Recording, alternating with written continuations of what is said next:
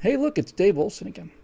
Uh, is there any progress to report on big bat problems? In the spirit of the Cajun Navy, I think the time is ripe for sci-fi action adventure comedy drama about ordinary Americans as the good guys repelling an alien invasion with their own airplanes and ARs and pickup trucks and shotguns and bass boats and bagpipes and whatever else they can find.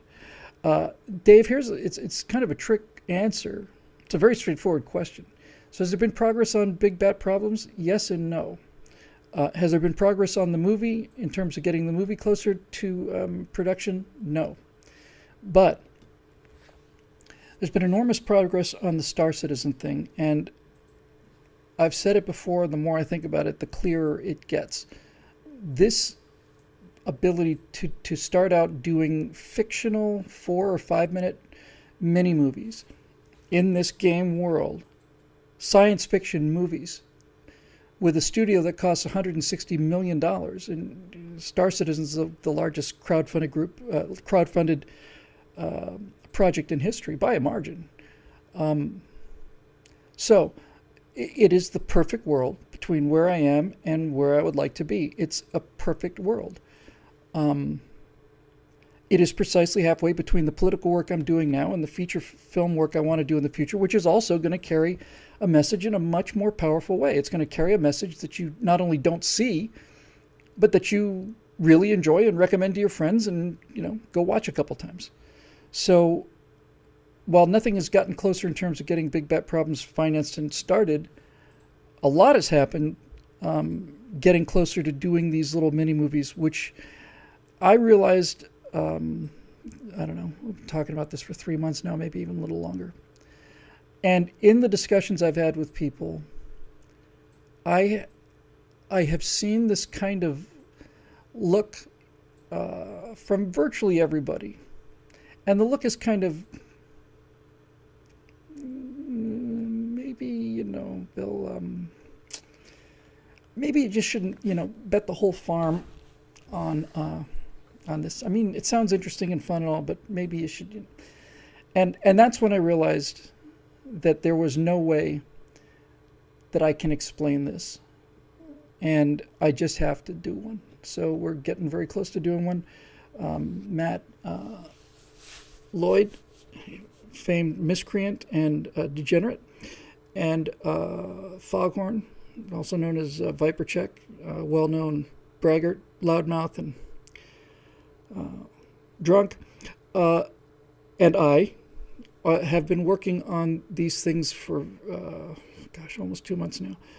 Matt and Foghorn have done a tremendous organizational job of breaking all this down, because we're talking about making a real economy and having real, I want accountants running our in-game business, and I want fighter pilots doing the in-game instruction, and I want I want people who are like these things in the real world. That's how we're going to get players. The more players we get, the more influence we have.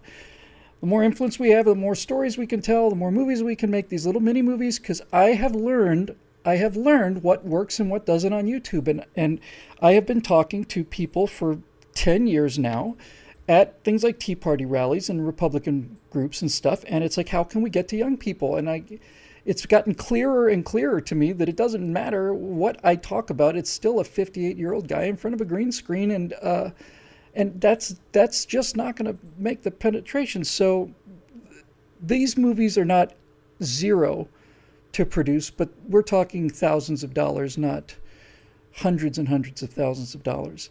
So I was hoping to have that first demo done by the end of the month. It's possible. But we've had some delays, and the game has had a lot of delays. But in any event, the answer to your question, Dave, is that I have been, for 3 months now, doing an awful lot of things like graphic design, costume design. I've been working on props. I've been working on all kinds of things. We've been test flying. We've been test filming, trying to find out what we're capable of. The camera in the new version of the game coming up, which is supposed to have been coming up since I started in mid-May. It's supposed to have been right at the end of the month now for 4 months. But the new camera system will allow us to do a bunch of things that are a little tough to do now. But we're going to do it. It's a little 4-minute 4 or 5 minute mini movie, and it's got one point to it, and it's going to be me and Alfonso Rachel. And even if we don't do any more after that, that alone is going to be a lot of fun. Natasha is from a country where people don't don't dress up and play like 6-year-olds quite so often as we do here. And the look on her face sometimes when I come out in the latest version of the wetsuit, motorcycle armor, skydiving helmet, liquid cooled vest, plus plastic toy props and so on, is it's kind of a sad look. It's kind of a what have I done look. But in any event, we're going to go ahead and do it. So there we go. And Zoe's a good actor. He's a great actor, actually. And it's one of the things I'm most excited about is getting to work with him. And again, having a full tool set of things like music and villains and dialogue and all the rest of it. So that's what's going on with that, Dave. We're getting there. And by the way, one of the major reasons I'm doing this is because these little mini movies will be the director's reel that is going to put people over the top. I mean, they're not going to care whether or not these are real actors or virtual actors. If you show people a chase scene or a fight scene or something like that, it looks real enough to tell people, yeah, this guy knows what he's doing, or he doesn't. So there we go. All right, moving on.